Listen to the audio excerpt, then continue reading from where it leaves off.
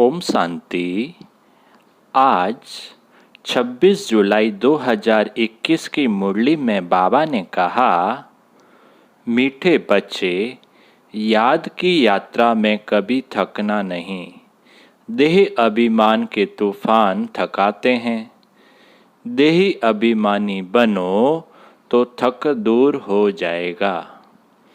आज की मुरली का प्रश्न है, कौन सा संस्कार 21 जन्मों की श्रेष्ठ तकदीर को बिगाड़ने वाला है? उत्तर है, अगर किसी में रूठने का संस्कार है, बाप से व पढ़ाई से रूठ जाते हैं, तो 21 जन्मों की तकदीर बिगड़ जाती है। इसलिए बाबा कहते, मीठे बच्चे, देह अभिमान के वश कभी भी यह उल्टा नशा नहीं चढ़ना चाहिए कि मैंने इतनों को समझाया, इतनी मदद की। देखो बाबा कितनी बड़ी अथॉरिटी, फिर भी कितना निरअहंकारी है। इसलिए सी फादर। आज की मुरली का गीत है, रात के राही थक मत जाना। अब सुनते हैं मुरली विस्तार से। ओम शांति। मीठे मीठे सिकिलदे बच्चों ने गीत सुना और जो योग युक्त सर्विसेबल बच्चे हैं वह इसका अर्थ झट समझ लेते हैं। हम रात के राही अर्थात ब्राह्मणों की अब रात पूरी हुई है। भक्ति मार्ग को रात कहा जाता है। आधा कल्प रात का पूरा होता है, हद का भी दिन और रात है। यह फिर ब्राह्मणों का आधा कल्प दिन और आधा कल्प रात होती है। इस समय जबकि बाप आते हैं तो अंधियारा है, प्रभात होने का पहला पूर है, सवेरा हो रहा है। बच्चे जानते हैं। अब बाप कहते हैं, मीठे मीठे बच्चे, याद की यात्रा में थक नहीं जाना। जैसे जिस्मानी यात्रा होती है, आगे पैदल जाते थे, बहुत धीरे धीरे, बीच बीच में मंजिल बनी रहती है। मालूम रहता है हमको फलानी फलानी मंजिल पर ठहरना है। आगे बहुत श्रद्धा से पैदल जाते थे, उसमें बड़ी मेहनत है। अब यह तो बहुत सहज है। इसको कहा जाता है सहज याद व योग। सिर्फ बाप को याद करना है। थकने का मतलब ही है देह अभिमानी बनना। हाँ, इसमें कोई शक नहीं, माया के विघ्न पड़ेंगे, परंतु इसमें थक नहीं जाना। थक जाने से देह अभिमान आ जाता है। बाप कहते हैं, बच्चे, शरीर निर्वाह के लिए काम तो करना है, उसके लिए छुट्टी है। 8 घंटा शरीर निर्वाह, 8 घंटा आराम, बाकी 8 घंटा इसमें दो। अभी तो पूरा 8 घंटा कोई देते नहीं, अंत में 8 घंटा तक रहेंगे। चार्ट को बढ़ाते रहो। यहाँ जब आकर बैठते हो तो याद दिलाई जाती है, जिसको तुम नेस्टा कहते हो। बाबा की याद में आकर बैठते हो। इसका मतलब यह नहीं कि सिर्फ यहाँ आकर याद में बैठना है। ऐसे बहुत है, समझते हैं 5-10 मिनट योग करके उठें, परंतु बाप तो कहते हैं धंधा दोरी करते कहाँ जाते आते हो तो भी तुम योग में रहो। कहाँ गंगा स्नान आदि करने जाते हैं तो राम राम जपते हैं ना। यहाँ तुमको कुछ सिमरना नहीं है, सिर्फ बाप को याद करना है। यह बाप बच्चों से ही बात कर रहे हैं। तुम्हारा कल्याण ही है याद की यात्रा में। इसमें थकना नहीं है। इसमें तूफान बहुत आएंगे। तूफान कोई मिट्टी आदि के नहीं, माया के तूफान आने से बुद्धि का योग टूट जाता है। बाप कहते हैं, अब तो ये धंधा धोरी आदि सब खल्लास हो जाने हैं। तुम्हारे बच्चे वारिस बनने ही नहीं हैं, सब खत्म हो जाने हैं। अभी तो वारिस बेहद के बाप के खड़े हैं। हद का वर्षा मुर्दाबाद होना है। साहूकार लोग समझते हैं अब बच्चा बड़ा होगा, शादी करेगा, फिर यह होगा। बाप कहते हैं अभी इतना टाइम नहीं है, इसलिए दुनिया से बिल्कुल मोह हटा दो। यह तो कब्रिस्तान है। धंधा दोरी बच्चों आदि के चिंतन में मरेंगे तो मुफ्त अपनी बर्बादी कर देंगे। शिव बाबा को याद करेंगे तो आबादी बहुत होगी। देह अभिमान में आने से बर्बादी होती है, देह अभिमानी बनने में आबादी होती है। जितना याद करेंगे उतना भविष्य 21 जन्म वर्षा पाएंगे। याद नहीं करेंगे तो बहुत घाटा पड़ जाएगा, वह फिर कल्प कल्पांतर के लिए हो जाएगा। इतनी बड़ी घाटे की बात है, ख्याल करना चाहिए हम पूरा वर्षा कैसे पाएं। धन की भी बहुत लालच नहीं रखनी चाहिए, टू मच में नहीं जाना चाहिए। कोई देवाला मारते हैं तो बहुत फिक्रात हो जाती है, शिव बाबा को बिल्कुल भूल जाते हैं। फिर दोष रखते हैं कि ज्ञान में आए हैं तब देवाला मारा है, बीमार हो पड़े हैं। यह कभी नहीं समझना चाहिए। बीमारी आदि होती है, यह तो कर्म भोग है। अच्छा है, कर्म विनाश हो जाएंगे। धर्मराज के डंडे खाने से तो बीमारी अच्छी है ना। कर्म भोग चुकतो करना है। यह तो महारोगी शरीर है, कितना संभाल की जाती है। चलते चलते खड़े हो जाते हैं, हार्ट फेल हो जाते हैं। ऐसी पुरानी दुनिया को तो बुद्धि से एकदम निकाल देना है। बाप नया घर बना रहे हैं तो पुराने से एकदम दिल हट जाती है। कहते हैं बाबा जल्दी से मकान बनाओ, तुमने मकान में तकलीफ बहुत है। तुम भी जानते हो यह पुरानी दुनिया तो बहुत गंदी है। तुम्हारा यह है बेहद का सन्यास। यह सन्यास करते हैं घर बार का, उसको हद का सन्यास कहा जाता है। तुम सन्यास करते हो विकारों का। बाप कहते हैं देह सहित देह के जो भी तुम्हारे संबंध है सबको तोड़ मामेकम याद करो। यह दुनिया जो इन आँखों से देखते हो इसको भूल जाओ। अभी तुम्हारी बुद्धि जानती है हम स्वर्ग की राजधानी के लिए पुरुषार्थ कर रहे हैं। ज्ञान का तीसरा नेत्र मिला है। यह सब कब्रिस्तान हो जाना है, इससे प्यार नहीं रखना है। आजकल मनुष्यों के पास पैसे बहुत हैं तो विकार भी तेज हो गए हैं। काम विकार कितना तेज है, काम बिगड़ रह नहीं सकते। 4-5 वर्ष पवित्र रह, फिर लिखते हैं बाबा आज इनको भूत लगा, काला मुंह कर दिया। कितना धक्का खाया, एकदम 5 मार यानी मंजिल से गिरे। पहले पहले है देह अभिमान, ऊपर से गिरा, ठग पुर्जा पुर्जा हो गया। खलास हड़गुड़ बिल्कुल ही टूट जाते हैं। फिर पुरुषार्थ करने में टाइम लगता है। यह है सबसे बड़ी चोट। इसलिए बाबा कहते हैं काम महाशत्रु है। विकारों को ही पतितपना कहा जाता है। कहते हैं बाबा हमको पतित से पावन बनाओ। भारत में ही संपूर्ण निर्विकारी थे ना, भारत ही निर्विकारी था, अब भारत विकारी है। संपूर्ण निर्विकारी, बाबा कहते हैं संपूर्ण निर्विकारी सूर्यवंशी को कहेंगे।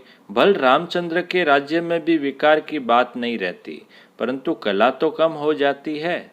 1250 वर्ष कम हो गए तो वह दुनिया की ताकत तो कम हुई ना। इसलिए उनको सतो प्रदान फिर सतो कहा जाता है। तुम चाहते हो हम मम्मा बाबा को फॉलो कर सूर्यवंशी महाराजा महारानी बने। इसमें तकलीफ व खर्चे आदि की तो बात ही नहीं है। इसमें मुख से कुछ बोलना भी नहीं है, सिर्फ याद करना है। इसको ही सहज योग कहा जाता है। इसमें बड़ी मेहनत चाहिए। बाबा के आगे तो सब महारथी है, इसमें योग पूरा चाहिए तब कुछ तीर लगे। योग बल है ना, योग की बहुत कमी है। विघ्न भी योग में बहुत पड़ते हैं। बेहद का बाप मीठे मीठे बच्चों को बैठ समझाते हैं। बाप से व पढ़ाई से कभी रूठना नहीं है। रूठेंगे तो 21 जन्म तकदीर से रूठेंगे। बड़े अच्छे अच्छे बच्चे भी रूठ पड़ते हैं। नशा चढ़ जाता है देह अभिमान का। मैंने इतनों को समझाया है। देह अहंकार आने से ही फिर गिर पड़ते हैं। इसमें अहंकार नहीं आना चाहिए। शिव बाबा को कोई अहंकार है? कितना निरअहंकारी है, और है कितनी बड़ी अथॉरिटी। कहते भी हैं मैं साधारण तन में साधारण घर में आता हूँ, साहूकार के घर में थोड़ी आता हूँ। तो अब बच्चों को जागना है। बाबा युक्तियाँ तो बड़ी अच्छी बतलाते रहते हैं, तुम बच्चों की ही देरी है। ड्रामा अनुसार अजुन अवस्थाएं जोर नहीं भरी है, आगे चल जोर भरेगी। हम गवर्नमेंट को इतला करते हैं कि इतने इतने वर्षों में स्वर्ग की स्थापना हो जाएगी।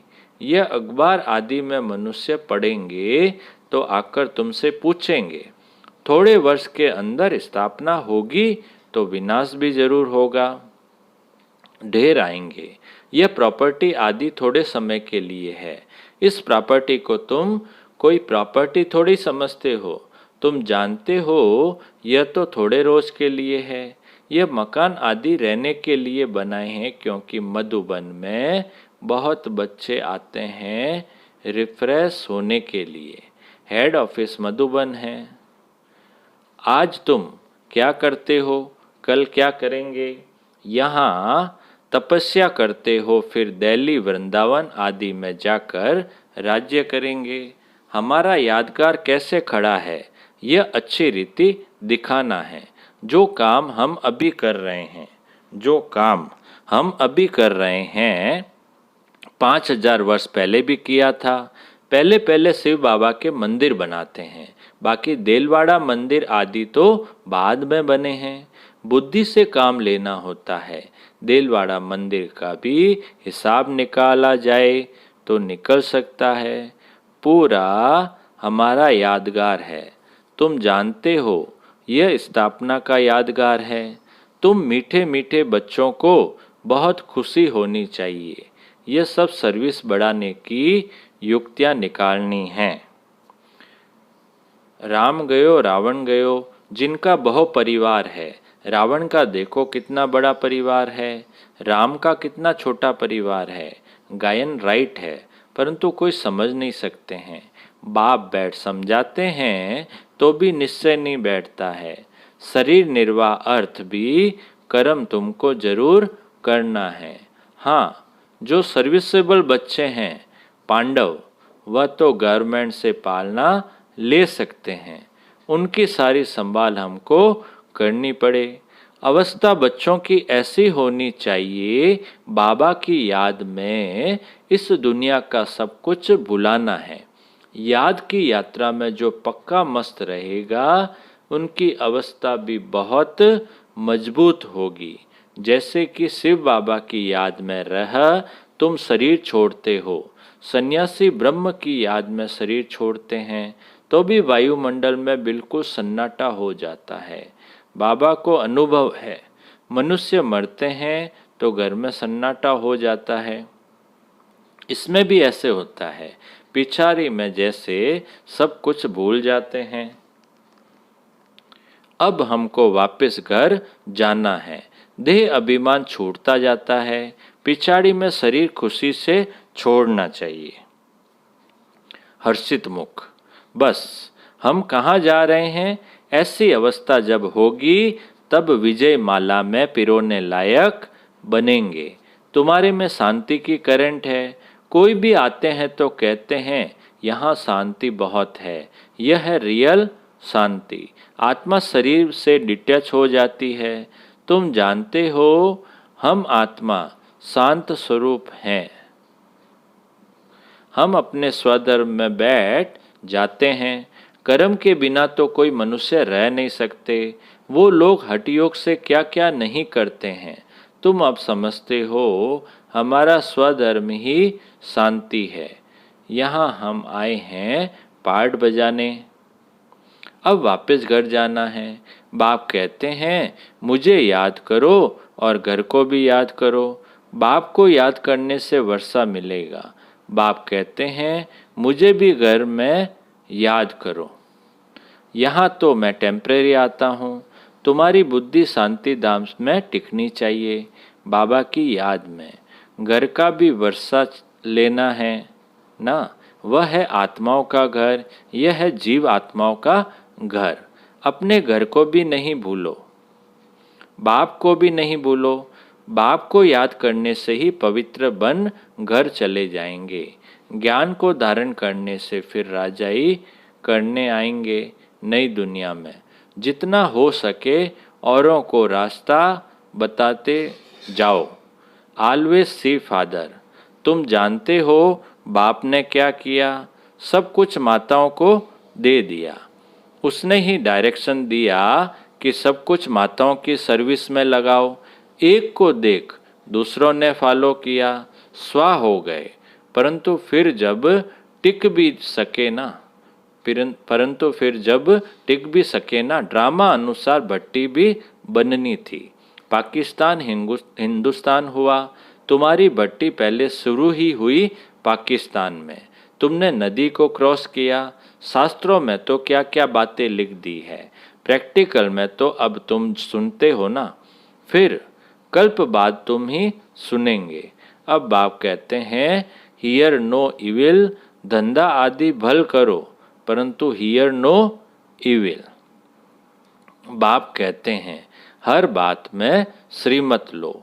बाबा इस हालत में हम क्या करें, तो बाबा सब बता देंगे। कोई भी बात पूछनी हो तो तुम बाबा के पास आओ। तुम डरते क्यों हो, कदम कदम पर पूछना है। श्रीमत पर चलने से कदम कदम में पदम है। तुम्हारा सेकंड बाय सेकंड जो पास होता है उसमें पदम है, तो कितनी कमाई हो रही है। अच्छा अच्छा बाप दादा बोले, मीठे मीठे सिखिलदे बच्चों प्रति मात पिता बाप दादा का याद प्यार और गुड मॉर्निंग। रूहानी बाप की रूहानी बच्चों को नमस्ते। हम रूहानी बच्चों की रूहानी बाप दादा को याद प्यार, गुड मॉर्निंग और नमस्ते नमस्ते नमस्ते सदा रहेंगे हंसते हंसते। बन जाएंगे फरिश्ते। वाह बाबा वाह, वाह मेरा भाग्य।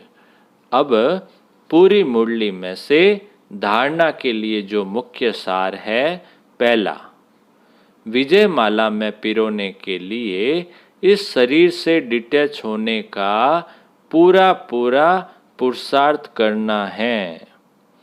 देह अभिमान को छोड़ते जाना है। इस दुनिया को बुद्धि से भूलना है। दूसरा, टू मच धन की लालच में नहीं आना है।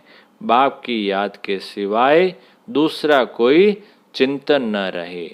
कभी भी बाप से व पढ़ाई से रूठना नहीं है। मीठे बाबा का मीठा वरदान है, परिवर्तन शक्ति द्वारा सर्व की शुक्रिया के पात्र बनने वाले विघ्न जीत भव। परिवर्तन शक्ति द्वारा सर्व की शुक्रिया के पात्र बनने वाले विघ्न जीत भव। विस्तार है, यदि आपका कोई अपकार करे तो आप 1 सेकंड में अपकार को उपकार में परिवर्तित कर दो। कोई अपने संस्कार स्वभाव के रूप में परीक्षा बनकर सामने आए तो आप एक की स्मृति से ऐसी आत्मा के प्रति भी रहम दिल के श्रेष्ठ संस्कार स्वभाव धारण कर लो। कोई देहधारी दृष्टि से सामने आए तो उनकी दृष्टि को आत्मिक दृष्टि में परिवर्तन कर लो। ऐसे परिवर्तन करने से युक्ति आ जाए तो विघ्न जीत बन जाएंगे। फिर संपर्क में आने वाली सर्व आत्माएं आपका शुक्रिया मानेगी। आज की मुरली का स्लोगन है, अनुभवों का स्वरूप बन जाओ तो चेहरे से खुश नसीबी की झलक दिखाई देगी। अनुभवों का स्वरूप बन जाओ तो चेहरे से खुश नसीबी की झलक दिखाई देगी। अच्छा, ओम शांति।